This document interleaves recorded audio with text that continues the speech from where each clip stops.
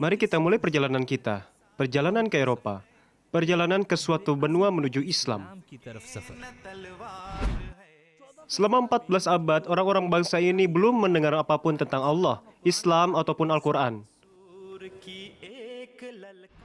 Situasi ini baru akan berubah dengan kedatangan Hazrat Masih Maud alaihissalam. Jemaatnya akan mengirimkan para mubalik ke seluruh dunia. Saya Arsalan Ahmad. Saya seorang mubalik jemaat ini dan saya ingin membawa kalian dalam suatu perjalanan. Suatu jenis perjalanan yang merupakan perjalanan para mubalik awalin di tanah Eropa.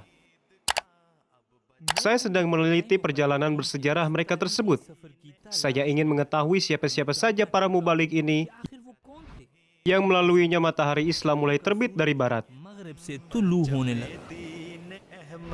उड़ाएंगे हम डंका तौहीद का अब बजाएंगे हम परचमे दीन अहमद उड़ाएंगे हम दीन अहमद का जो आज सालार है तीर हाथों में उसके न तलवार है हम नासिर की ताबीर बन जाएंगे जहर नफरत की अक्सीर बन जाएंगे हम मोहब्बत की तनवीर बन जाएंगे नई उंदलुस की तकदीर बन जाएंगे.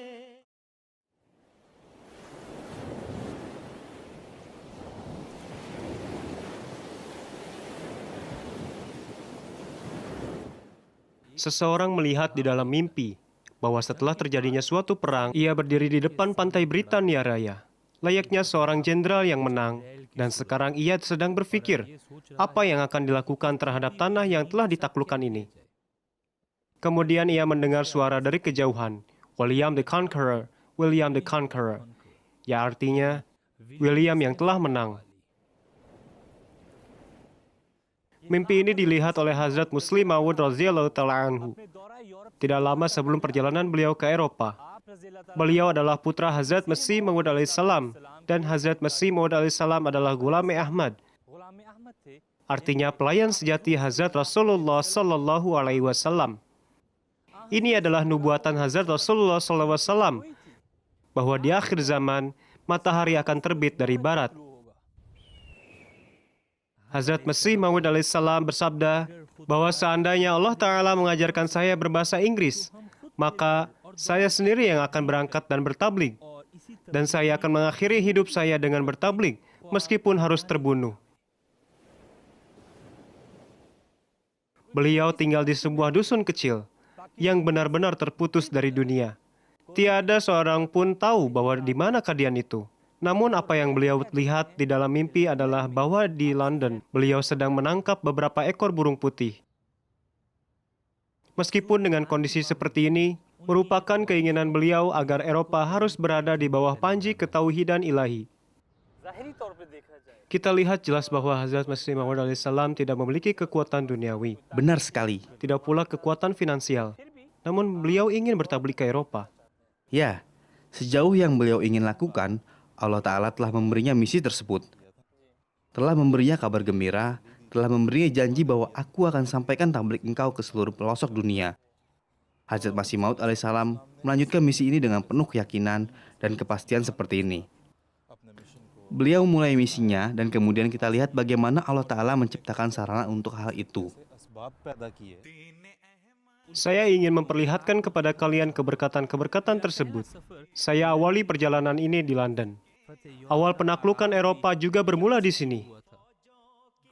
Meskipun belum ada kekuatan material atau duniawi, namun mubalik pertama pun tetap dikirimkan. Pada tahun 1913, Hazrat Khalifatul Masih Awal radhiyallahu ta'ala an mengutus Hazrat Chaudhry Fateh Muhammad Sial Sahib radhiyallahu ta'ala anhu ke Eropa, di sini di London. Saat ini hanya perlu 8-9 jam perjalanan untuk sampai ke sini. Namun pada saat itu, bisa menghabiskan berminggu-minggu atau berbulan-bulan. Hazrat Chaudhry Fateh Muhammad Sial Sahib hanya mengenal London dari buku. Musim dinginnya, orang-orangnya, makanannya, semuanya baru. Namun satu hal yang pasti adalah bahwa beliau mendapatkan kehormatan untuk menjadi mubalik pertama di Eropa. Betapa luar biasa semangat Hazrat Chaudhry Fateh Muhammad Sial Sahib radhiyallahu ta'ala anhu ini demi menyebarkan Islam. Dan mengapa tidak? Karena beliau telah menghabiskan waktu untuk tinggal bersama dengan Hazrat Masih Maud alaihissalam. Saya sedang mendengar salah satu pidato beliau. Untuk mencapai derajat kerohanian dan untuk mendapatkan kurub ilahi, sarana terbesarnya ada saat ini, yakni mengorbankan waktu kalian demi Islam, menyerahkan hidup kalian demi Islam, memberikan harta kalian demi Islam, mengerahkan kemampuan kalian demi Islam, menggunakan kecerdasan kalian demi Islam, mendoakan Islam dengan sepenuh hati kalian. Inilah sarana yang merupakan buah dari musim ini. Semangat beliau benar-benar menginspirasi saya. Dan saat tiba ke sini pada masa itu bukanlah perkata yang mudah. Situasi pada masa itu sama sekali berbeda dengan saat ini. Sekarang bangsa ini telah terbiasa melihat orang-orang dari negeri dan etnis yang berbeda. Namun dulu, hanya ada segelintir orang yang seperti itu yang bisa ditemui. Situasinya sangat sulit. Agama Kristen mendominasi. Pada kondisi seperti inilah Hazrat Chaudhry Fateh Muhammad Sial Sahib radhiyallahu anhu tahun 1913. Kondisi tempat beliau berasal pun juga luar biasa. Dikumpulkan donasi, Hazrat Khalifatul Masih Awal radhiyallahu anhu sendiri memberinya sejumlah uang dan Hazrat Masih Maud radhiyallahu anhu juga memberinya uang yang beliau simpan. Jadi seperti inilah yang terjadi. Hazrat Chaudhry Fateh Muhammad Sial Sahib radhiyallahu anhu berkata, "Ketika saya pergi, saya tidak punya sarana apapun untuk berpergian. Saya hanya punya sedikit uang untuk tiket ke sini." Inilah awal Islam Ahmadiyah di Eropa. Kaki para mubalik awalin meninggalkan bekasnya di sini selamanya. Berkat Allah Ta'ala selalu bersama mereka. Suatu kali setelah sampai di sini, ada yang baiat. Baiat pertama adalah oleh seorang wartawan Italia, Tuan Curio. Mr. Curio ने की। Seiring dengan dibangunnya rumah misi di Eropa, maka pohon Ahmadiyah pun ditanam di Eropa. Rumah misi pertama di Eropa mulai dari bangunan kecil ini di London Start Street. Namun suatu bangunan yang secara resmi dirancang sebagai Masjid Jemaat Ahmadiyah di Eropa masih belum dibangun. Tidak ada tempat di mana suatu Allahu Akbar dapat dikumandangkan, di mana orang-orang bisa sholat berjamaah. Sekarang kemana saya akan pergi, juga ada matahari Islam akan terbit.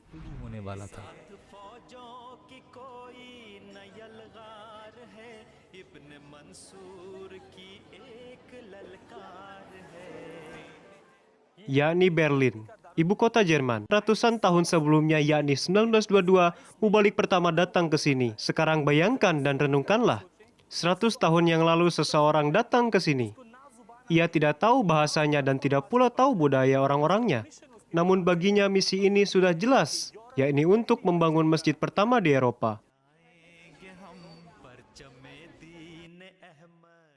Untuk tugas ini, Maulwi Mubarak Ali Sahib tiba di Eropa. Sebelumnya, tidak ada mubalik di Jerman, dan membangun sebuah masjid dalam kondisi saat itu bukanlah perkara yang mudah. Adalah keinginan Hazrat Muslim Maud radhiyallahu ta'ala anhu bahwa di Jerman ini, di Berlin ini, hendaknya dibangun masjid pertama. Betul, ini adalah keinginan Hazrat Masih Maud radhiyallahu anhu. Dan beliau juga menginginkan agar pembangunan masjid ini melalui pengorbanan harta dari para lazna.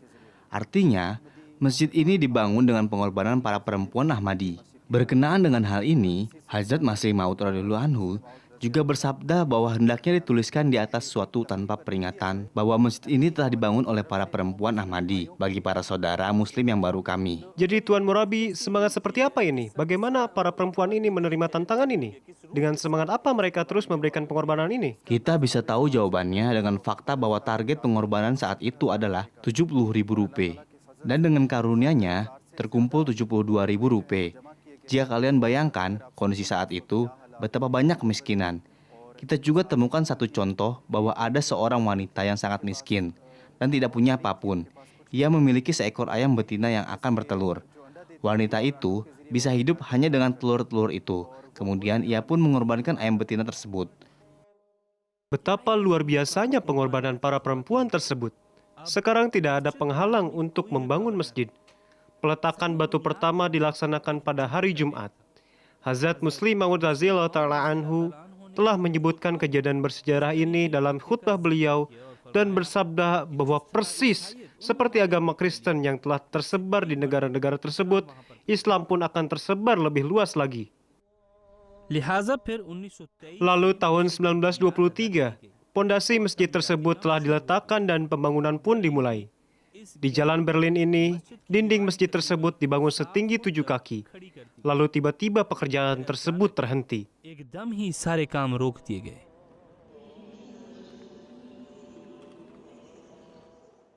Sebelum pembangunan tersebut, sedang terjadi perang di seluruh dunia.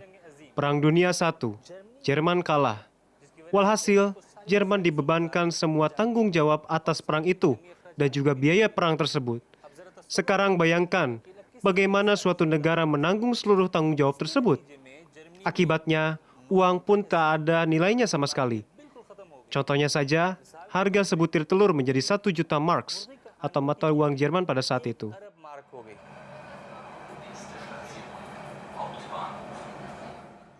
Maulvi Mubarak Ahli Sahib mengirimkan surat ke Kadian. Di dalam surat tersebut, beliau memohon petunjuk dari Hazrat Muslim Maud radhiyallahu ta'ala anhu bahwa apa yang hendaknya ia lakukan dalam kondisi seperti ini.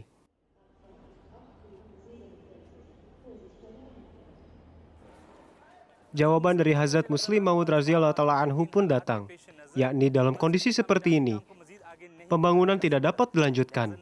Oleh karena itu, masjid yang hendak dibangun di Eropa, di Berlin ini, tidak dapat terlaksana.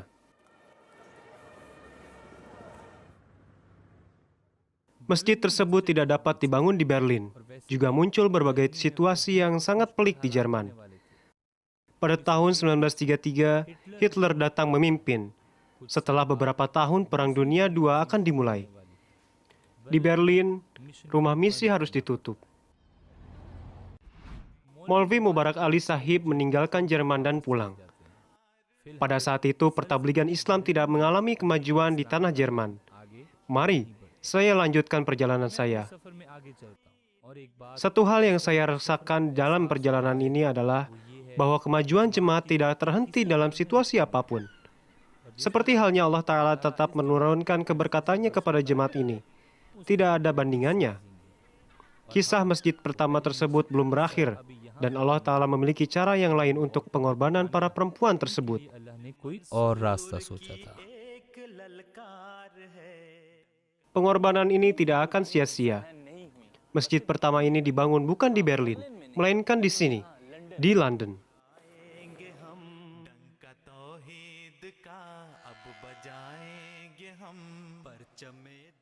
Di Eropa, masjid pertama jemaat dibangun di sini, di London, yakni Masjid Fazal London. Ini adalah hari yang sangat spesial bagi jemaat Ahmadiyah, dan peletakan batu pertama pun menjadi bagian penting dalam sejarah jemaat ini. Imam Sahib, beruntung sekali bahwa Hazrat Muslim Maud radhiyallahu ta'ala anhu sendiri hadir di sini dan beliau sendiri yang meletakkan batu pertama tersebut. Faktornya adalah takdir Allah Ta'ala. Hadrat Muslih Maud radhiyallahu an merupakan seorang khalifah yang memiliki tekad yang tinggi sehingga jika sesuatu itu tidak bisa dilaksanakan dengan suatu cara, maka akan dilaksanakan dengan cara yang lain. Beliau bersabda bahwa jika Jerman tidak mengizinkan kita untuk membangun masjid, kami akan membangunnya di London. Jadi di London ini, di mana kita sedang berdiri saat ini adalah di mana Huzur radhiyallahu an meletakkan batu pertama masjid ini. Huzur radhiyallahu ta'ala anhu sendiri hadir di sini.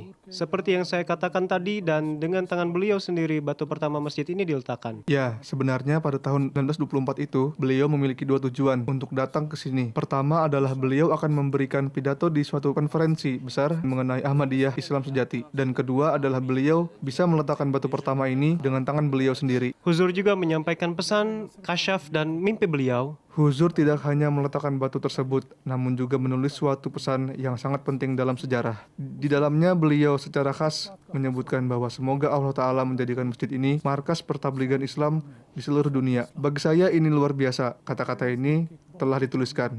Biasanya ketika ada masjid yang dibangun, konon masjid itulah yang menjadi pusat Islam di kota tersebut. Semoga masjid ini pun menjadi pusat penyebaran Islam di negara ini. Sambil meletakkan batu pondasi yang beliau tuliskan, di sana tertera bahwa semoga Allah menjadikan masjid seperti ini ada di seluruh dunia. Dan ada kata-kata di dalamnya yang menunjukkan bahwa pesan tersebut akan muncul dari sini dan akan sampai ke ketinggian langit. Pesan tersebut akan menyebar. Dan pada kenyataannya, saya ingin menambahkan bahwa kata-kata ini datang dari keputusan Allah dan dan melalui pena beliau menulisnya dan menyebutkannya, dan Allah yang Maha Kuasa menggenapi keputusannya sedemikian rupa sehingga masjid ini menjadi masjid yang diberkati karena 4 khalifah pernah menjajakan kaki mereka di sini, dan dari sini pesan-pesan mereka disiarkan, khutbah-khutbah mereka disiarkan, pidato-pidato mereka disiarkan.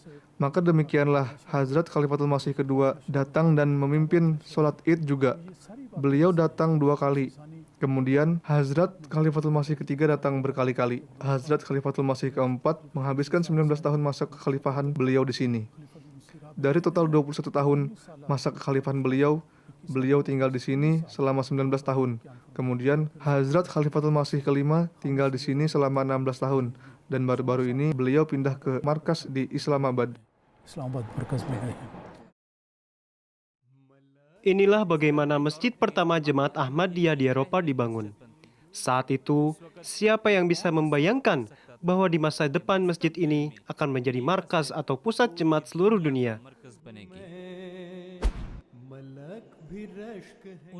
1924-95 tahun yang lalu, Khalifah dari Masih Maud alaihissalam meletakkan kaki beliau yang diberkati di tanah Eropa untuk pertama kalinya.